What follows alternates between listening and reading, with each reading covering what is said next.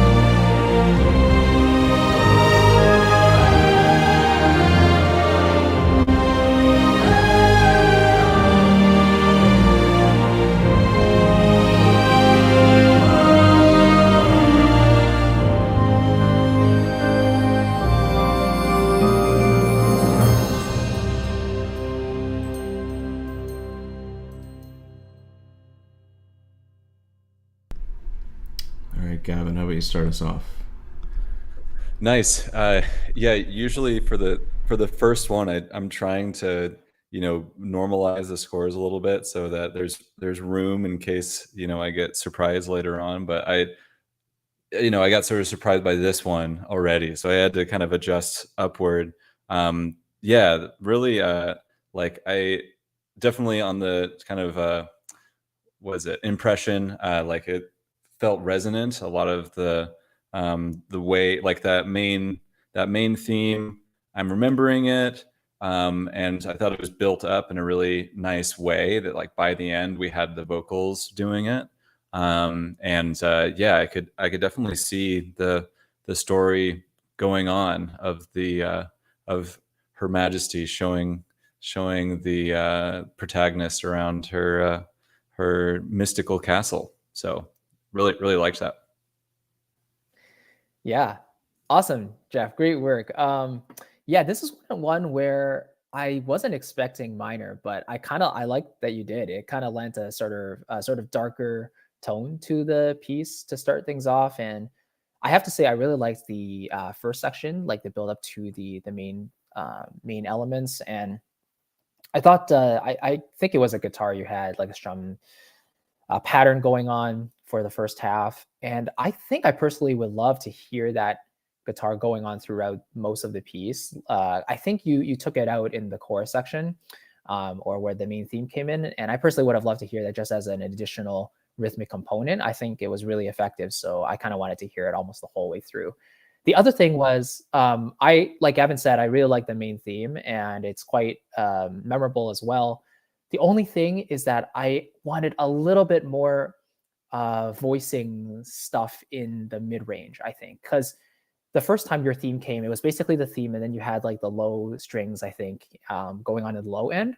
But some of the middle voices were just a touch missing, for my opinion. So I wanted to hear a little bit more harmony there in the strings, and maybe a couple more counter melodies there, and then develop that even more in the repetition of that theme when it comes back. But all in all, I think you captured the vibe that you wanted really well, and it came through just as a really solid, cohesive piece. So congratulations. So my initial thought when the piece kind of started, I really liked how you kind of filled like all of the empty spaces out. Like there wasn't any time to where it just kind of felt sustained and nothing else was really going on. Like it was just completely filled out. You paid attention to all like the details, and that's something I really appreciated. Um, is just constantly keeping the listener just constantly focused on something else. It kind of not necessarily bounces around to where it's a bad thing, but it just keeps them more engaged, and it doesn't get necessarily bland. The one part I did feel like it kind of lasted a little too long was the main melody kind of section. It just felt kind of drawn out. You kind of I feel like you kind of lost that um you know fullness you kind of had in the intro. The other judges can completely disagree with me, but I did enjoy the main melody, and I did enjoy like the beginning, and I like kind of liked how you kind of went back to that at the end a little bit. But yeah, overall, great job. All right. Thank you, Jeff. Also, I want to mention this is happening live on my main channel, but I'll actually post the recording on the Composing Competitions channel, which is a separate channel. It's also where we post the announcements and the finalists and all most of the competition related stuff. So I think the URL is youtube.com/@composingcompetitions. You should be able to find it, or just search Ryan Leach Composing Competitions and you will find it. Ready for another one? We have Majestic Ascent from Thomas Booker Price.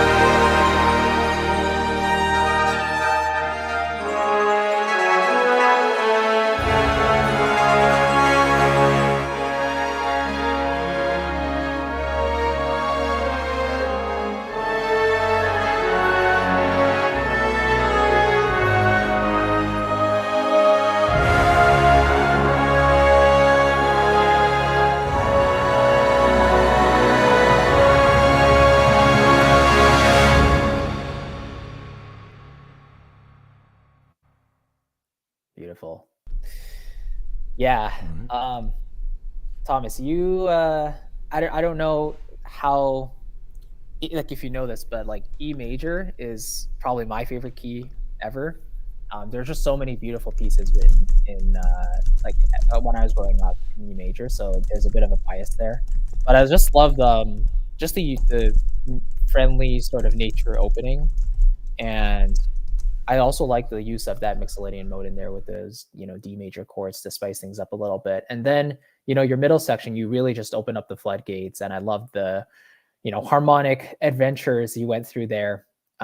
Really told a story. I gave high marks there for sure. Like really beautiful impression you left for me, and just the overall harmonic language you used showed true inventiveness. And at the very end, with your B7, I thought you were going to go back to an E major chord to end things off, but you decided to end it in D flat. And to me, that's another taste of just subverting expectations, right? Like taking us somewhere else. So I thought that was pretty cool.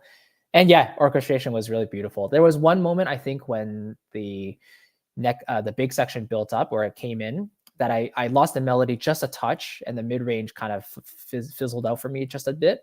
But I think after that, I heard every element pretty clearly, and I think you paid special attention to everything you wanted to do. So yeah, really great piece. Good work.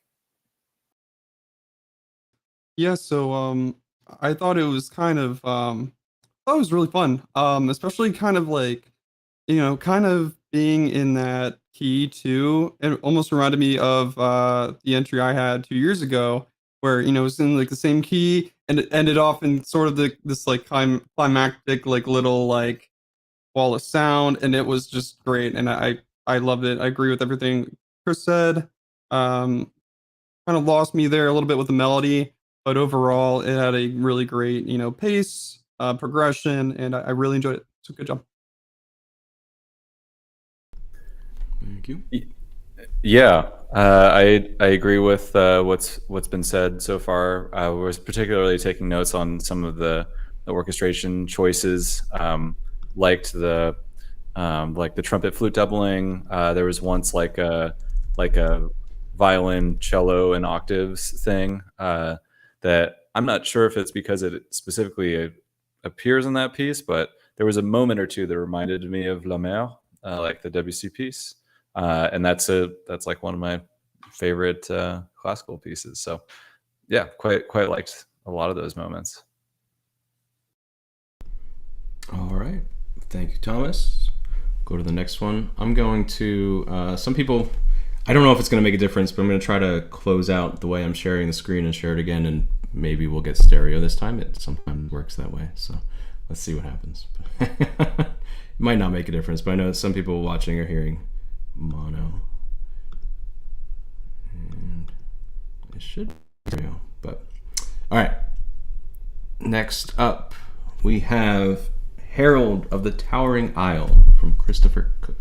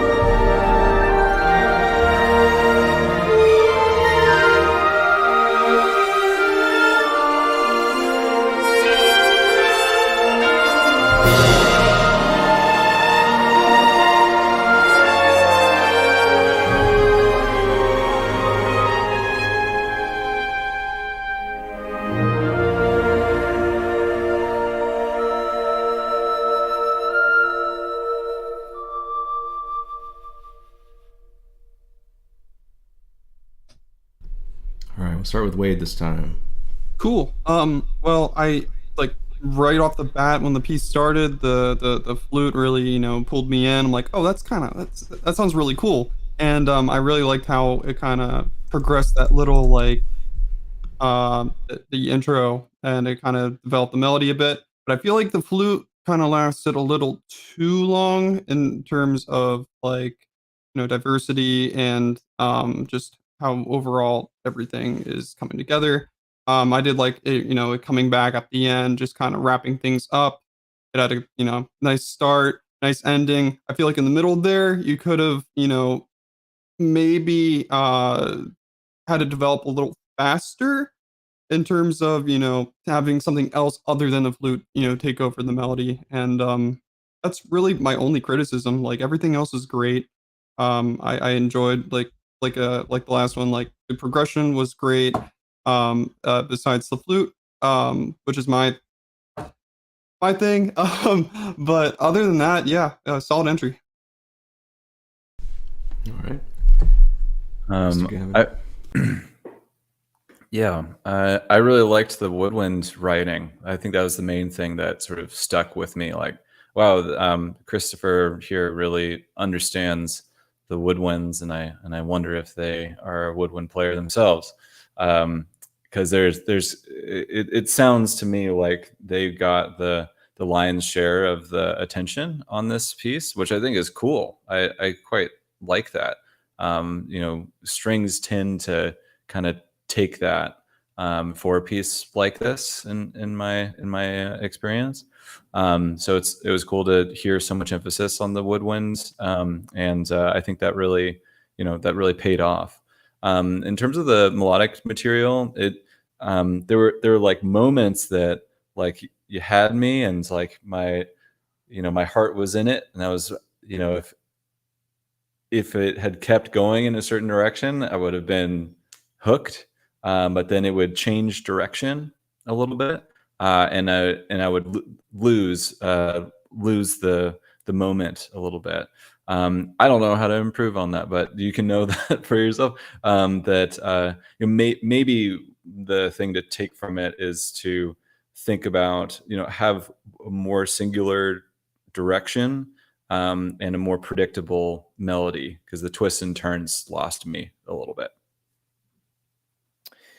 Yeah, so this is another piece where I was just really listening throughout and not really criticizing. It was more just like listening and just enjoying. And throughout the piece, while I was listening, I was like, this is just really well produced and well written. And so I just really appreciated throughout how you kept the lush feeling, the emotive feeling of the score continuing. This piece really gave me a sense of almost underscore, like a really moving film sort of piece that's like accompanying a scene in a really cool way. Sort of on what Gavin said, you had melodic fragments that were really hooky, like that was really, really pretty. But I wanted that to go on further as well. And I felt like in some moments, maybe you chose to go with certain textures and orchestration elements that helped the music flow, but I feel like the melody could have taken that role a little bit more as well. So if you had a more continuous melody, maybe had a very defined B section melody as well, that would have just given it that backbone to really take it into that 10 out of 10 level. But production wise and orchestration wise, I can't really fault it because it's just like the sort of style that I really enjoy. And I think you pulled it off really, really well. So great work. Nice. Christopher's in the chat saying, definitely a symptom of spending too much time with the melody. Oh, yeah. That happens to all of us, I think. Just over listening, and yeah, it's hard. I don't, like you said, I don't know how you fix that. Just go with your first instinct and then move on, I guess, is the way. Look deep inside. Use the fourth. That's how. All right. Thank you, Christopher. Next, we have The Arcane Academy from Tobias Gustafsson. Here we go.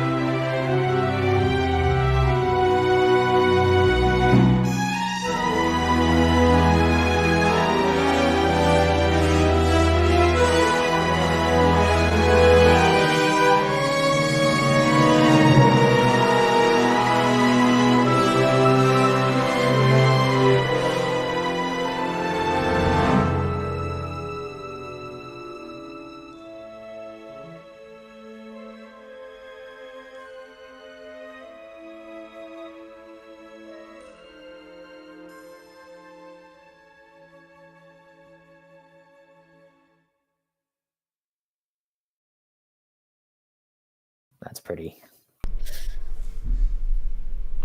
I think Gavin's up. That's me, right? I'm trying to be better about knowing when it's I put your name on the first column on the spreadsheet if you're speaking on this one first, by the way. Oh, cool. So, yeah. Oh, that's cool. I just did that. So. That's a good idea. Yeah, I liked cool submission. I enjoyed there was a couple, I mean there were several kind of modal mixture moments. I really liked the Lydian moment at the beginning. I think also the choice of title helped me to imagine, a different story associated with this castle. So I appreciated that, like that the title it indicated another unique, more of a Hogwarts type of story to it, and that was really helpful for immersing me in the story that you were trying to tell. Yeah, those are the main two things I'd say. Yeah, so this was a super cool piece as well. And let's see. Okay, yes, I think the first impression I got was that you have a really good grasp, Tobias, of tension and release, because I feel like I always talk about the 80-20 rule. You have a really solid foundation for your main musical material, and I would consider that the 80%. But then the modal mixture, the color chords you put in there, that's like the remaining 20% that you spice it up with and really make it interesting. And I felt like you struck that balance in a really nice way. So I think theoretically, in terms of the craft of writing, you have that pretty much nailed for the style that you're going for here. So that's really beautiful. My main critique is really just for the mix a little bit. I think there's one thing at the very beginning when the horn was playing, I kind of wanted to hear a breath in that melody because I felt it went on just a little bit long, and I don't know if that would be entirely realistic for them to play that entire thing. Maybe you did have a breath and I missed it, but there was just somewhere in the middle I wanted to hear that breath. The other thing was when the strings came in, the violins, I felt that they were a few dB too loud. So I think they clogged up the mix just a tad. It pushed the absolute volume up a little bit too much for me. And then I think as the piece progressed, the overall volume just continued to grow. And so the dynamic difference between the very beginning and the very end, in terms of like from our perspective, hearing it as a listener, you'd have to turn the volume control up or down a couple of dB. So if that's what you were going for, then sure, fine. But I think in this type of thing where you want to hear all the details and just enjoy the piece, I might do a little bit of compression or at least volume automation on the second half just to bring it down a little bit so that we can hear the increase in orchestration and dynamics, but not necessarily need to adjust our volumes to compensate for that. But that would just be my little nitpick there. Cool. Yeah, so I thought the writing was really great. The chord choices were, really interesting to listen to. Like, obviously, it's taking me by surprise. It makes me think like, oh, the castle's just kind of like magical and kind of like whimsical. So it's just kind of cool to picture that kind of scene a little bit. Because I'm always a sucker for mixing notes and stuff. And I think Gavin and Chris really covered a lot of what's great about the piece and what's wrong with the piece. In terms of mixing, yeah, I do agree. It did get a little loud, and the quiet parts were a little too quiet. One could argue that, but overall, I did enjoy that you did take the time to put in the expression and the dynamics, and overall, I really enjoyed the writing. I really enjoyed the piece. So good job. All right. Thank you, Tobias. Ready for some more music? Yep. Go with La Promenade from Léo Bidon.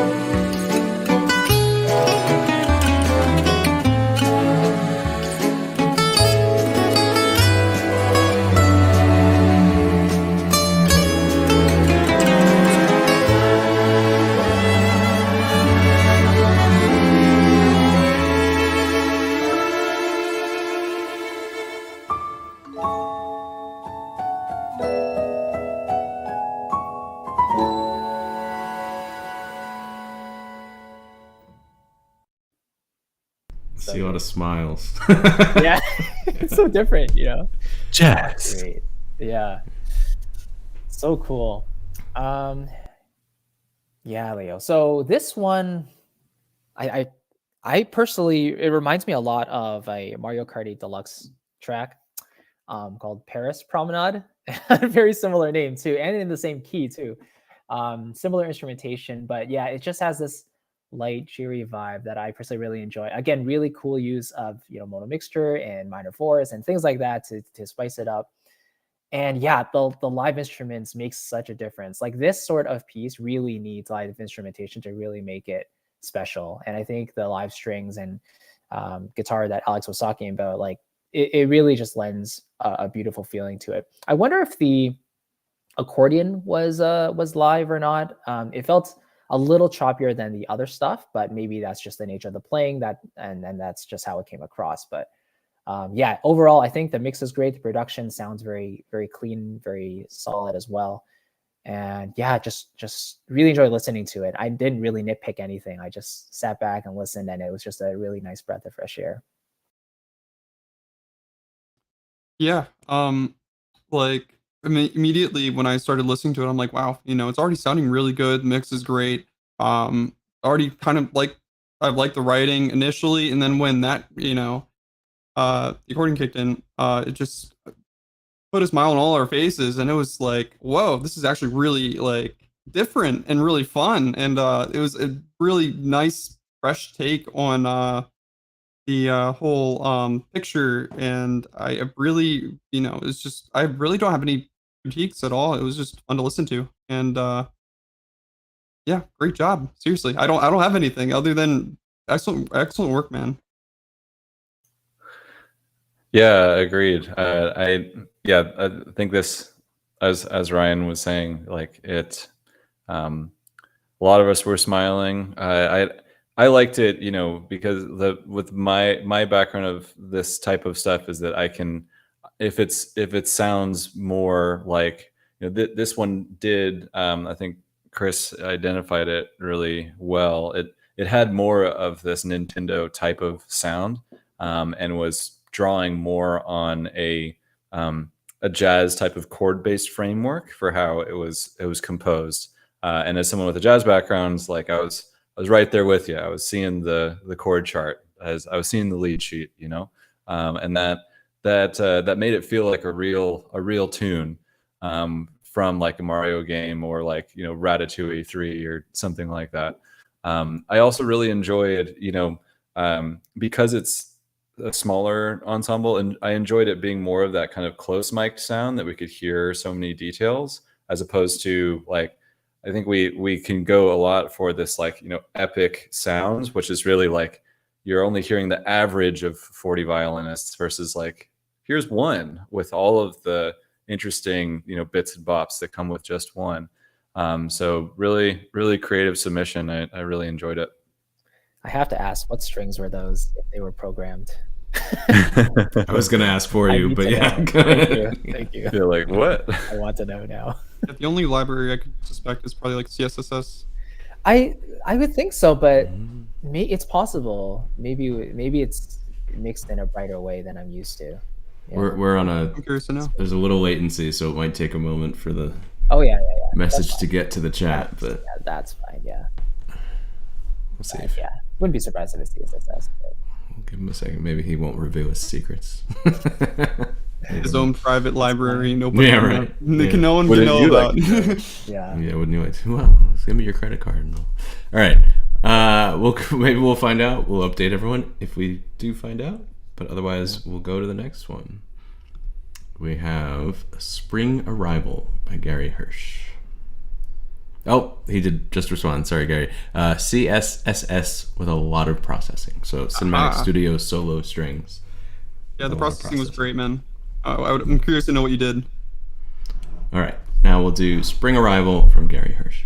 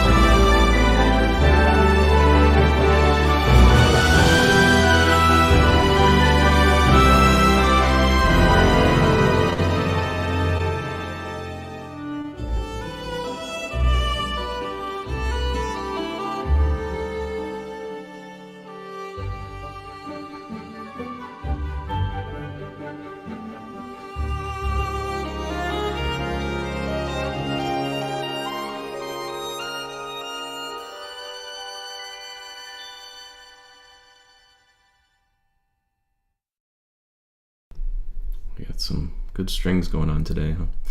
Yeah, Let's see, yeah. who's The violin first? was great. I guess it's my turn, right? Yeah. Cool. Okay. First, the whisper sustains or whatever you want to call them. Kind of starting off the piece was very, nicely like elegant, and I think is very relevant to the piece and just having that. I think it was maybe Bohemian violin, something like that. And it sounded great. It mixed really nicely, and it sounded like after that melody with the violin. I think what was it? An English horn and flute taking over the melody or something like that. And I thought that was a really, interesting choice, and I thought it worked really, really well. And right when I thought it was like hit its climax, it just like one step higher, and it was just like, wow, this is really nice to listen to. I just kind of like took a step back and just like this is great. I really enjoyed really like the melody. The melody was like a really strong hook. You didn't really lose me at any point, and yeah, good job.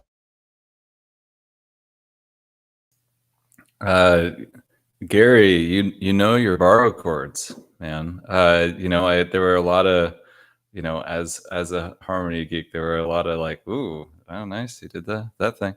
I it's hard for me without the score, but it sounded like there was even maybe like a tritone substitution moment or two. The writing reminded me a little bit of Yupeng Chen's writing for Genshin Impact, actually. Maybe that's why I get it. Like, oh, it's East Asian leaning. Um, but yeah, no, I thought it was really well done. And the ending, especially, I thought was a really cool moment. That was a nice way to end with. It was like I forget exactly what it was, but like big borrow chord from like, whoa, dark place, and then we end it in a very kind of delicate way right after that. That was. Did we just lose him? Maybe. Yeah. Oh no. Your last thought got cut off, Gavin. Uh, Last sentence. I was talking about the ending. Oh, okay. Did you guys hear it? We heard a little bit of that. Yeah. Borrowed chord and then something. Borrowed chord and then delicate ending. Thought that worked well. Okay. Awesome. Cool. Yeah. Thank you. Yeah.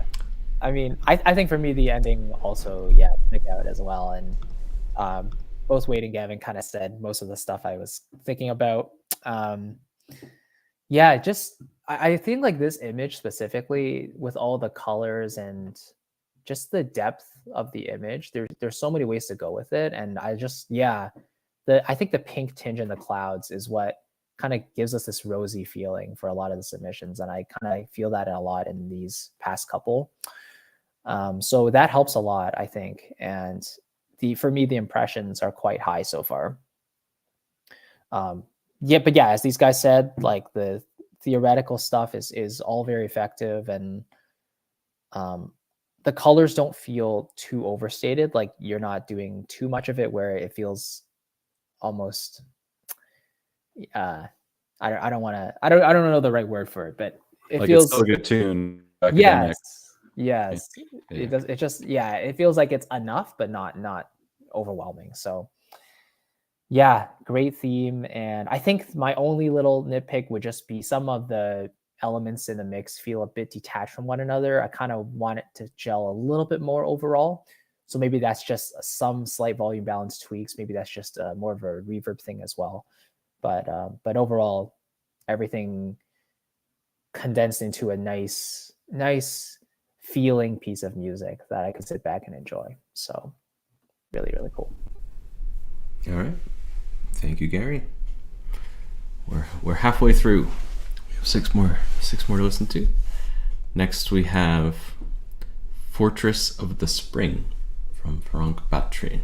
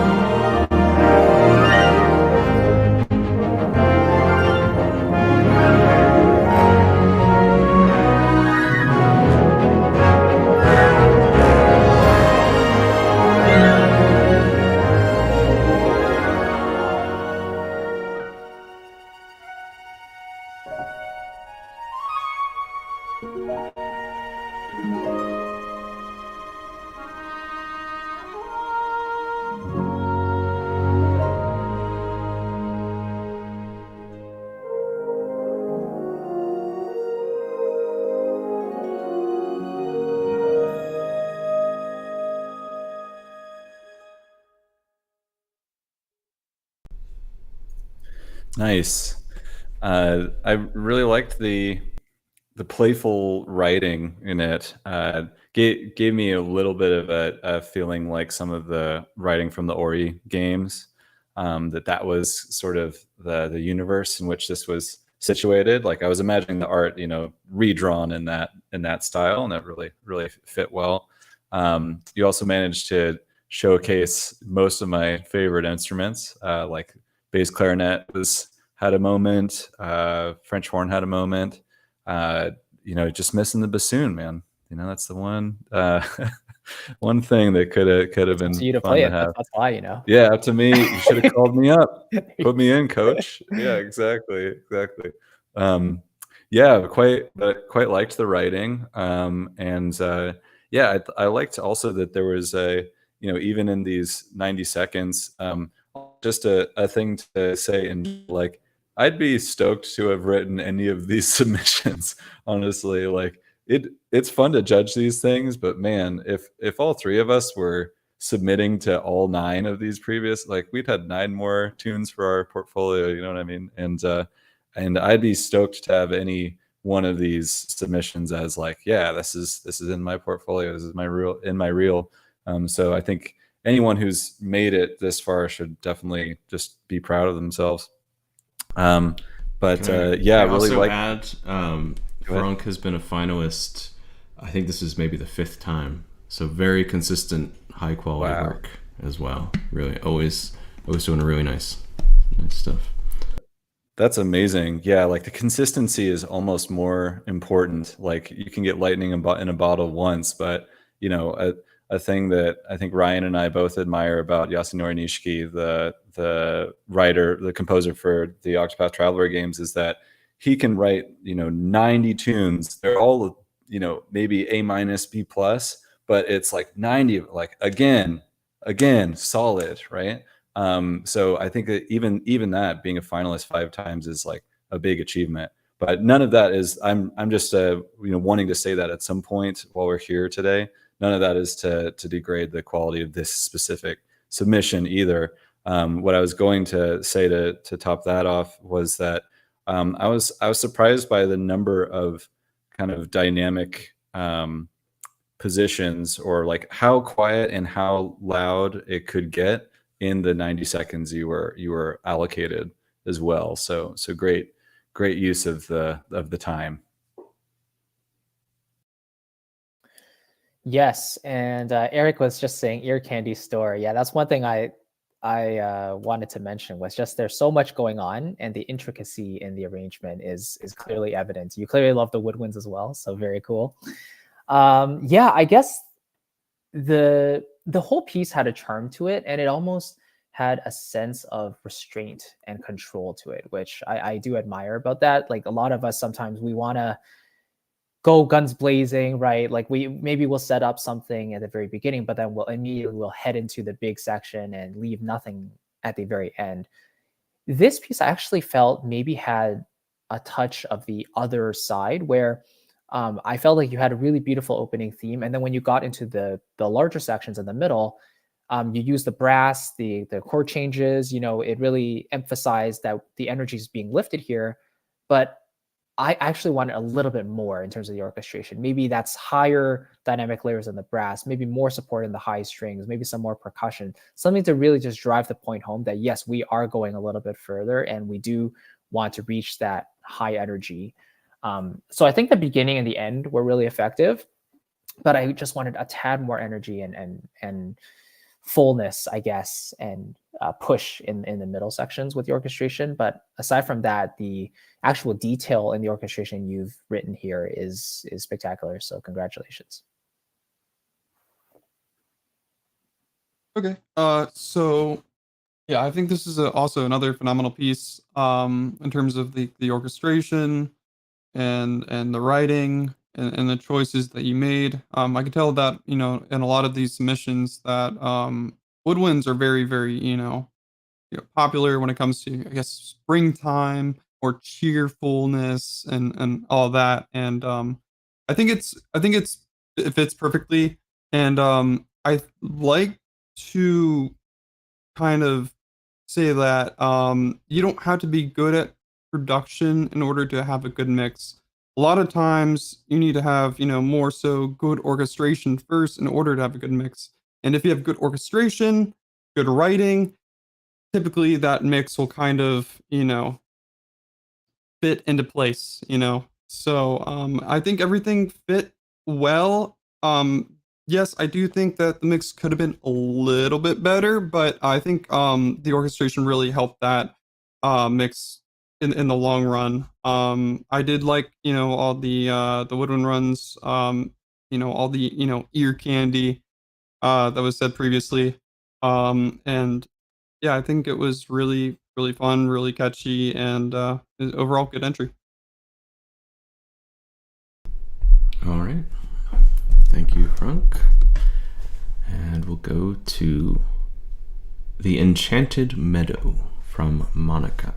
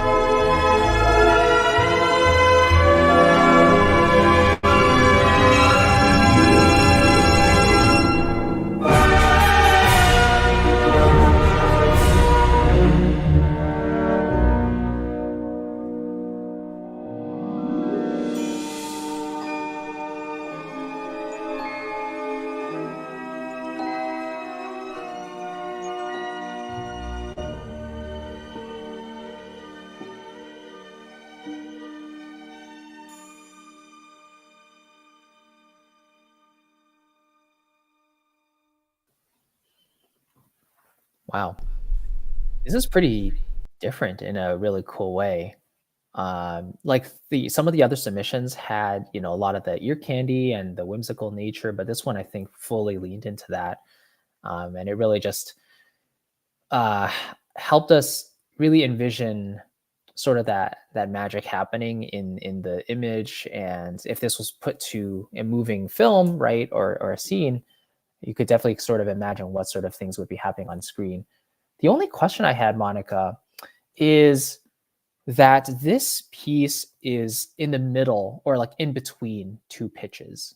Like it's a half, what is it? Half step? No, it's a quarter tone between two pitches. And I'm just curious, was that intentional? Because I couldn't decide whether it was in one key or the one, like, the semitone below. So that was distracting me the whole way through, but that doesn't detract from the fact that your piece was beautiful. But it almost, I don't know, I guess the ambiguous nature of the key almost lends a sense of mystery to it too, and it kind of makes it feel even more magical. So I don't know if that's just me, but that's pretty something I just wanted to ask about, if that was intentional or not. But otherwise, the production, mix, orchestration, everything was very solid, as well as the other ones were as well. So great work.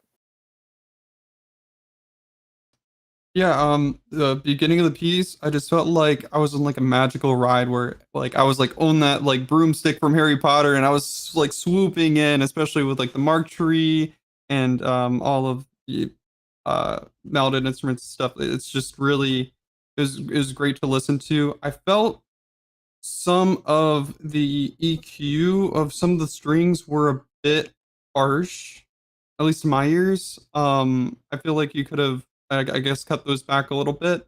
But in terms of everything else, I thought the writing was great. And another thing, from what Chris said, to kind of add on to that, in at least the score I'm used to, like the Skyrim OST, I know that Jeremy Soule actually kept everything a little sharper, to keep that kind of like cool I guess I don't know if it's like a Nordic style, but I just thought like some people do that technique, and I think it's really unique, and it really makes you like, oh, that's different. Like the artist is doing something quirky, and I like it. Overall, like I said, great piece, and keep up the good work. Chris, I am very impressed that you can hear that. That was too. I was thinking about chiming in like hashtag perfect pitch problems. Oh Like, my god, it's I can't tell which one it is. well, no. So the thing is, like when the whole track is slightly up or down, it's totally fine because everything is in tune with itself, right? Right. But it's just like Anyway, So it doesn't make you like uncomfortable. It's just kind of the only uncomfortable thing is just like I don't know if it's supposed to be this or this. That's okay. all. Well, if it was Interesting. intentional, Yeah, then like- props. I just Right. curious. Yeah. Yeah. Well, you can't. It's A432, man. It's like the chakras, man. You don't know about that? No, I'm kidding. There you go. Yeah. Yeah. But right, like you're saying, it's like it's ambiguous, like whether it's like G, like a half sharp or a half flat. Like, did you tune down? Oh no, did I get lost again? Did you tune down or did you tune up? Right. Is kind of because you sort of don't know like which one should I feel? This is brighter than normal or this is darker than normal, right? So maybe it could have been cool because I know this is actually something that Jacob Collier has done in a couple of his previous works, that he'll start a tune, he'll like slowly tune the tune up in order to make it brighter. So doing something like that could have answered your question a little bit, and for the rest of us, like, oh, there might be a subconscious sense of like, oh, it's getting even brighter over time. I'm not exactly sure why, but yeah, then it gets to, okay, are you doing that externally with just like an automated, like somewhere a sense knob is tuning up on the whole thing, or I mean, otherwise that gets to be pretty difficult to execute with all of your software instruments and stuff. So anyway, that's an interesting thought for sure. But I think I also agree with what's been shared about the track. I think it's a great submission. All right. Thank you, Monica. Next, we have Princess on Duty from Jan-Louis Jintz.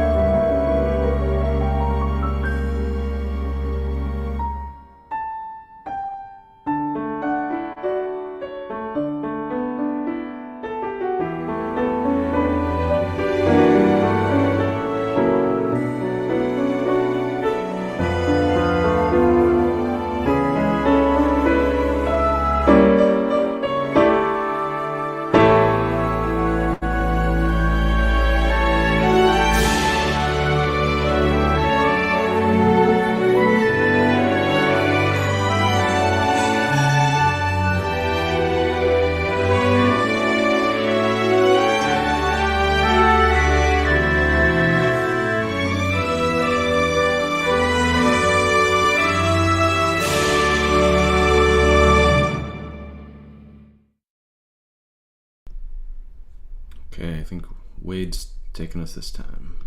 Okay. So initially, I thought the intro and having the percussion first, and then just going into like the whimsical like woodwind section, I thought was a bit abrupt, and I think it might have would have sounded better if you didn't have the percussion right off the bat like that. I thought it was a little confusing, and it didn't really flow nicely at that part. but when the woodwinds kicked in, it was really great. Another great use of great woodwind writing and great chord choices, and I did think I felt like you could have gone bigger, which I know that 90 seconds you can only do so much, but I felt like you were kind of intentionally kind of keeping it on like one level and then bringing it down to like just the piano and then kind of building it up, but kind of only hitting a certain point. I felt like you could have gone a little bit bigger. And I feel like that would have really, brought that piece more to life. But what you did present was really great. Like I said, great writing. I enjoyed all the choices you made. Um, I don't know what kind of piano that was. Um, I thought it was a really unique sound, which really brought, that piece, its uniqueness, which is probably why it's a finalist. Not because of the piano stuff, but just because of the overall writing, the choices and everything. So, overall, great job. I felt like for me there were a lot of the individual ideas were quite good, and I enjoyed, especially there's kind of a moment of like a bummer man moment, or like a something bad happened or something dark happened, and I thought that was well executed, but reaching the end, I'm overall left with a sense of like those were good ideas. I didn't necessarily have a sense of the flow of them coming together, and I think that's something for you to think about in your writing a little bit, because that's transitions, right? That I think could have helped to make this a little bit more cohesive, but like I said, the individual, like the train cars themselves were quite good. So nice job with the material. Yeah, to kind of piggyback off of that, I feel like the piece had it definitely had a charm to it, and I really enjoyed just the the sense of ideas that you presented here. And I guess for me, a lot of the nitpicks are just due to the arrangement itself a little bit. I feel like it could do with an extra layer of finesse, just a little bit more transition stuff, like maybe Gavin mentioned, a little bit more ear candy to lead us from one idea to another. The woodwind melodies at the very beginning, there were a couple spots where I feel some of the notes should have been shorter notes, shorter articulations, more staccato stuff instead of legato lines. Just because of the nature of it, it's more musical and kind of fun. So I think it would have done well with some shorter notes on some of those shorter notes, short articulations on some of the shorter notes as well.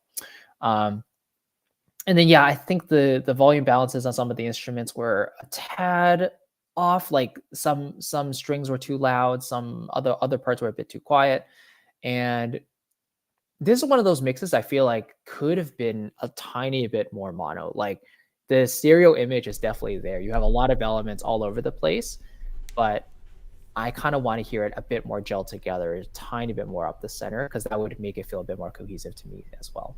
So just, overall, I think the ideas are great. Like the main ideas are all there. I think it's just tweaking the orchestration a little bit, adding a touch more interest, and then just tweaking the balances and the panning very, very slightly. And you've got a winner. So good stuff. So interesting thing about the mix and the piano, apparently this was Muse sounds for the whole thing.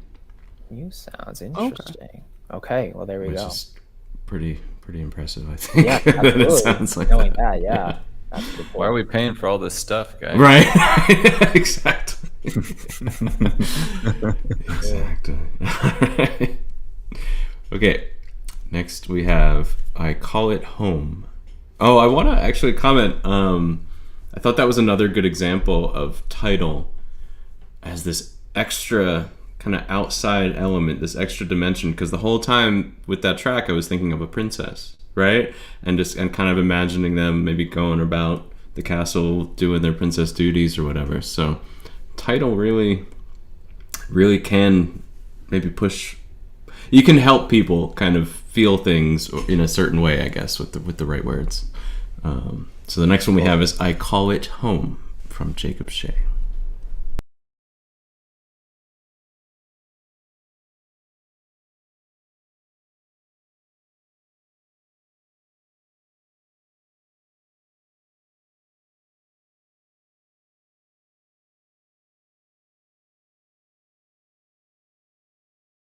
Sorry, man. I don't I'm think not hearing anything. we're hearing anything. Yeah, I was waiting for it. I'm like, where is it?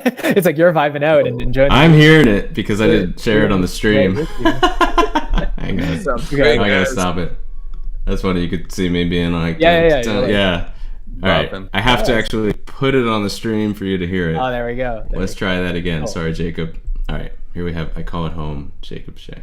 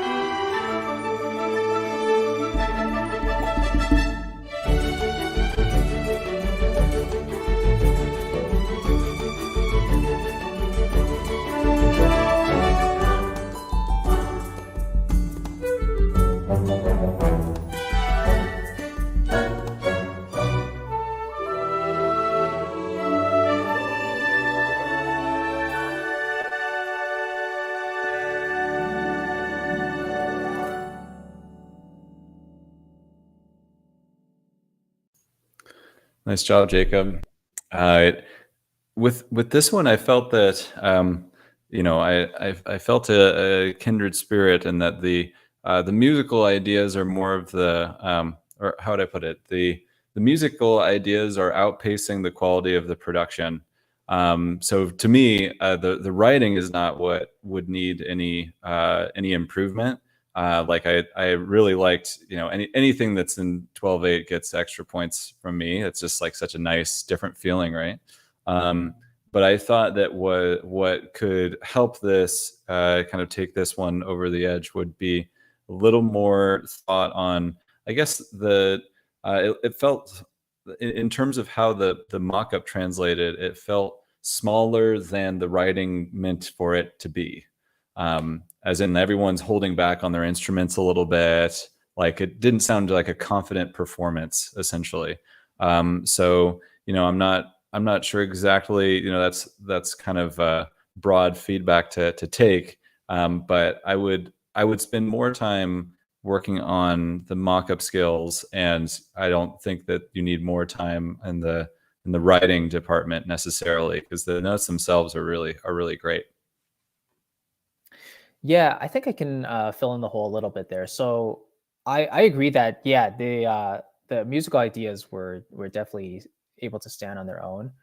How much does production value sway how well your submission does? I guess it culminates to these three factors in a way, right? Because if the mockup itself isn't really translating well, then it affects our impression. It affects some other things as well, and potentially even the story if we can't focus on it as much. But I'm not saying this one did to that effect, but just as a general. Can I comment on that question as well? So the question in the chat was, how much does production value sway how well your submission does? And we actually used to have production as its own judging category, and this is the first time without it. So the intent is to give it a little less sway. However, the reason it's always been there is that what we hear is what it is, right? So if it's a really strong, beautiful sound, it's strong and beautiful, right?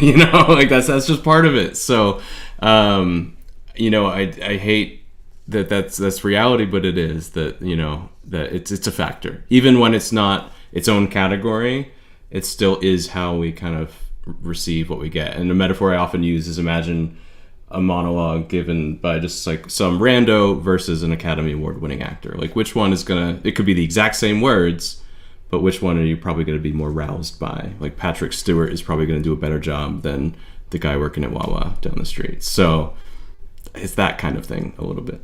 But we try not to make it a major part, but it's inevitable that it's there, I guess. Right. Sorry. Back to our programming. Like, the fact that, you know, these tracks are all finalists, that shows that, you know, the production to some degree did its job. So that's great. But yeah, I think the big thing production wise is just that sometimes there feels like there are mismatches between what's being presented and what could be filling in those holes along with that presentation of the main instrumentation. So for example, if you have like a string ensemble, like let's say a violin section playing a melody and it's super thick, you wouldn't expect the instrumentation to be super sparse, because that just, like, the violins will give you that thick richness. So you would expect that to be supported with other rich elements to give you that consistency across the board. So I felt like while a lot of melodic elements, they were carrying the idea across really nicely, some of the mid-range and low end just felt a bit empty. So maybe that's where some of the impact was kind of lost. You didn't have as much of that support.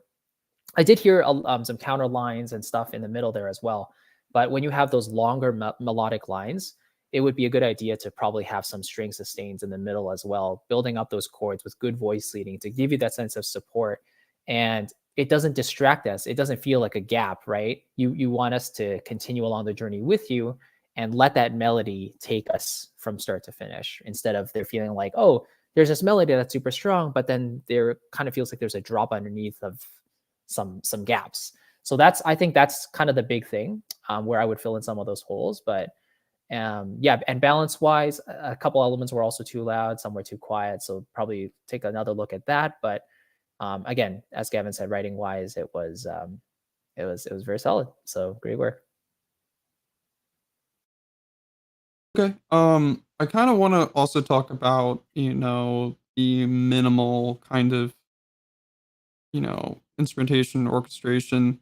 I kind of liked how everything was kind of stripped back in the beginning, and especially with the track being called, called Home.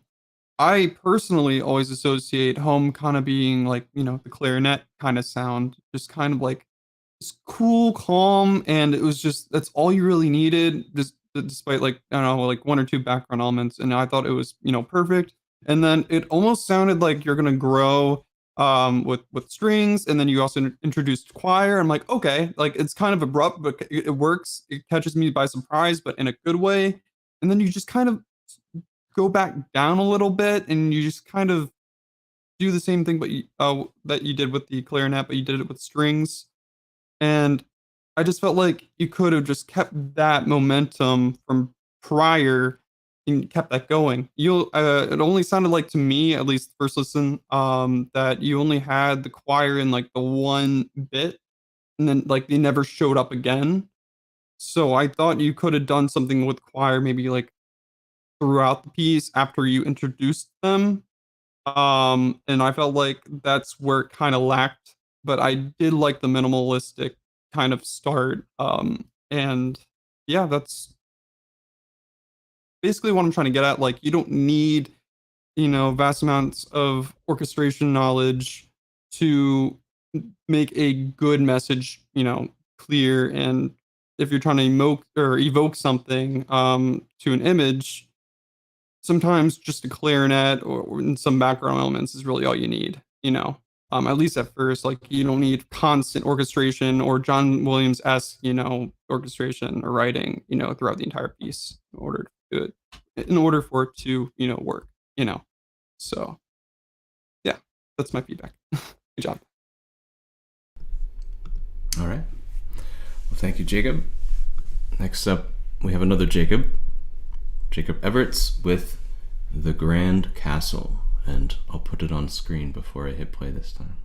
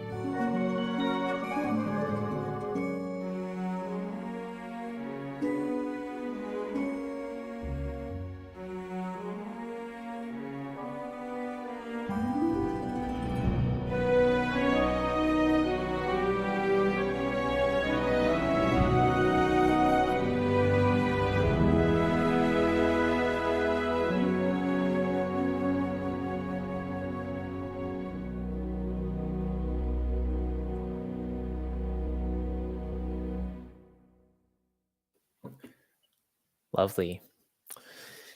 Yeah, so I personally feel the composition is really strong. I like all the core ideas, and I don't really think there's anything I would add or take away from the writing. I think the instrumentation is also quite solid as well. I think I only have two tiny mock-up related nitpicks. The first one being that I want the solo horn closer up. And I felt it got lost a little bit in the mid-range in the mix there. So when you feature that solo horn, I'd rather hear it a little bit closer. The Cinebrass solo horn is a really good one.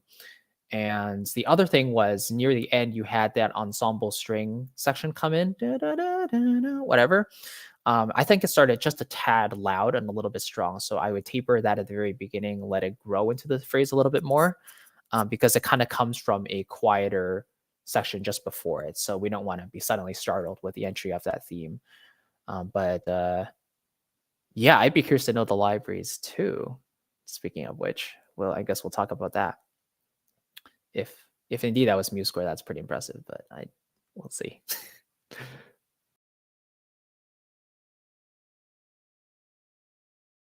I guess it's my turn. That's Wade. Wade? Yeah. Okay. Okay. Yeah, it did sound like MuseScore to me. And I don't know how flexible it is in terms of production. Which, if that's the best you could do with the MuseScore and like production wise, I thought you did, phenomenally. The writing was great, the pacing was just right. Didn't really feel rushed at all. Like when you went down like to like the slower sections, you didn't really, take away too much. You didn't really add too much. Everything just flowed nicely. I think overall, it was a really, really great entry, and it was really, really enjoyable to listen to as well. So good job. Jacob's other entries were MuseScore, I'm being told in the background. So this one probably was too, I guess. Nice. Yeah, I think Chris and Wade covered a lot of what I wanted to say, but great job, Jacob. So, unrelated question from the chat. Aditya asked, would it be helpful if you could highlight how much time it should ideally take to complete writing the 90-second track? Sometimes writing too fast or overwriting might become a problem. Maybe I'll start with Wade, since you actually wrote a competition track under 90 seconds, if you remember how much time you spent. If not, that's okay, but... I think it's really hard to answer because it really depends on, per person. For me, writing wise, I think when I wrote Castle Thing, I think it only took me like 3 days, but it took me like another week or two to like really go through and like, does this idea actually work? And do I want to change anything in the mix? Or, that's when if you ever watch, I guess like the little interview video, I went to other people, be like, hey, how does this sound? Like individual people, and be like, what would you change? Not necessarily saying that they're right, but it depends on how you feel as well about their feedback. And really taking the time and listening and getting fresh ears helps. But I think really just spend as much time as you want. Don't feel like you're gonna overdo it. Just write however much you want to write first, and then take the time, strip it back, feel out what ideas work, and just try. I think the huge goal is trying to get the progression right, and each transition smooth, and having proper intro and outro without having a loop. So yeah. Okay. Any other thoughts? Yeah, I can add to that. So I think for most of my pieces, they're like 1.5 minutes to 2 minutes. I think in terms of like total combined hours, it's usually between 10 and 20. So the writing process will usually take not too long, maybe a couple hours, if that. But a lot of the time comes down to the actual orchestration and MIDI production and making sure the balances are right. Like all of that stuff is where the piece really comes to life through the arrangement, and that's really powerful. So I would say personally between 10 to 20 combined total hours working on the piece is pretty normal for me personally. And if that means it's spread out over the course of a month, like you work on it an hour or so, a day here or there, whatever, or you do it all within a couple days, then that's totally up to you. But yeah, I think for a 1.5 to 3 minute piece, it's pretty standard to spend like a good chunk of hours on it, but nothing too drastic. Obviously, you want to get it out there at some point. Yeah, it's a good question. Actually, Ryan, maybe we could put that comment up for a second, just so everyone can read it verbatim. It's no problem, all good. Yeah, because I like this kind of the I think the concern in the background is a really valid one, like writing too fast versus overwriting. Right, sometimes spending too much time on something can certainly be hurtful. One thing I like to do in general, I'm doing something like this, is that I'll try, if I can, I'll try to use a timer, put 2 hours on the clock, and then put pencils down and see where you are. And if you continue doing that and you're comparing over time, and you're finding that like the improvements are getting really, really small, then maybe something like that, where you pick your head up every once in a while, could help you. Oh Did we no. lost him again? Yeah. That's right when we had The golden nugget. the golden nugget, the wisdom. Oh, No. There you go. He's back. You said it would help you. Then we lost it. So I talked about like picking your head up every couple hours to, yeah. It would help you to avoid some of that overwriting danger. Yeah, I found doing like little composition challenges, like hour long, give yourself like a rule or something and just be like, how much can you write in an hour? You just having this prompt or this rule, and then you just go for it. It gives you no time to really linger or think. The more you do it, the more you just want to write and not worry about, production or mixing or, anything. You just worry about writing. You stick with an idea and you just keep going. If you don't like it, then too bad. You just have to keep writing, and then you can go back. Obviously, if it's the competition, you can go back, or you can write multiple ones and pick out like the best one. It really depends on your workflow. I would say never talk about how long does it take to write on Twitter, because everyone has an opinion and gets real mad. I mean, it is Twitter, but I think part of the idea is that, unfortunately, the real answer to your question is it depends on everything. It depends on you, your experience. It will probably take someone in high school a lot longer than it will take any of us to write the same track, just because I know where all the buttons are and I know which chords I tend to lean towards, and just certain things, sometimes in a negative way, certain habits, but generally I can write much quicker today than I could even a couple years ago. So that has nothing to do with if that's the right amount of time, and just the circumstances, I think. So okay, we have one more track. Let's hear Drum roll. Cricket's Journey from Piotr Pivko.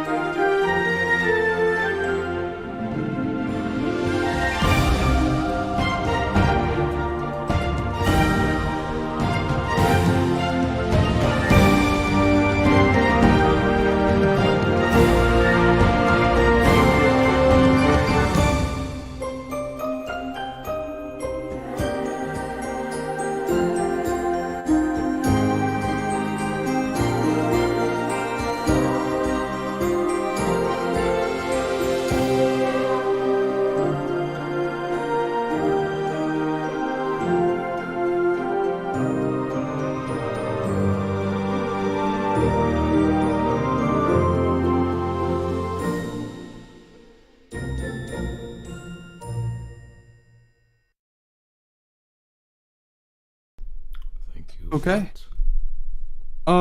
So initially it was a really good introduction. I felt like, it really led me into the piece very, very well. But I feel like you had a lot of good ideas, but some of them were executed brilliantly, and I feel like if some of them you could have probably expanded on or filled out a little bit more. Because some parts just sounded, nice and full, and some other parts it just sounded like you could have added like, more. You could have made it sound more full, something like that. Like when the Road Up 2, it sounded like fire came in. Um, it sounded great. Everything was just it was nice. I could just sit back and relax and listen to it. Some other parts I'm just like, you could give me maybe a little bit more. And that would have been I think it was the part before that mainly. And it's another thing where, you kind of introduced that Bulgarian choir, and then you didn't really bring it back. And I feel like, if you added that later on, if not in the background, maybe in front or something, it would have made more sense, in terms of flow. But yeah, other than that, like I said, good ideas. Overall, good submission. I enjoyed it, and yeah, good job. Yeah, solid ideas. I think I I think similar to a comment that Chris had on an earlier piece, there were some moments where it felt like there's a melody and there's a bass line, but the middle is not necessarily there. So whether that be counter lines or sustains or maybe even something that's kind of in between, right? Like an accompaniment texture that's doing a eighth note pulse or a chigatic or whatever it is, right? Some extra material in that mid range, I think, could help really kind of boost this piece, because if imagining the piano sketch, it's a strong piano sketch, right? So that's where I would look to improve what is already a really solid submission. Yeah, the only problem with having a great melody is that all the attention goes to the melody. And if it's not produced really, really well, then its problems start becoming evident. And this honestly, it wasn't even that big of a deal in terms of what I'm hearing. I just to nitpick a little bit, because I was listening so much to the melody, I feel like I wanted a tad more articulation variety, in terms of the tinkling theme at the beginning and the end. Because your melody is so hooky and it has a lot of similar valued notes, ding, ding, ding, ding, ding, ding, ding, ding, and you're using sort of this short, light staccato articulation for almost all of those notes. And I feel like some of them you could use a tad longer of a short, to really give us that bit of variety.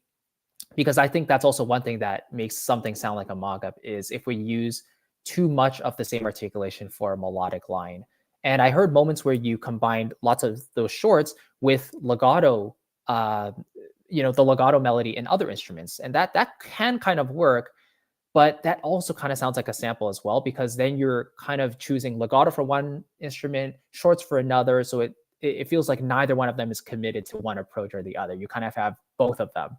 And so what I would say is maybe take some of those super short notes and extend them slightly. Choose a slightly longer short sample that fills in some of the spaces rhythmically when you have longer valued notes in the actual theme itself.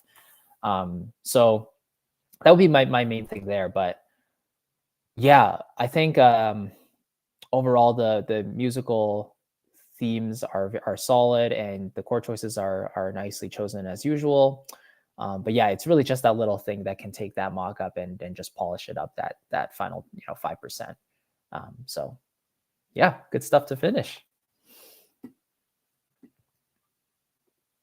You are muted. You're muted. Can you hear us, right? You're muted. Hello? Oh, all right. There we go. maybe I want to be muted.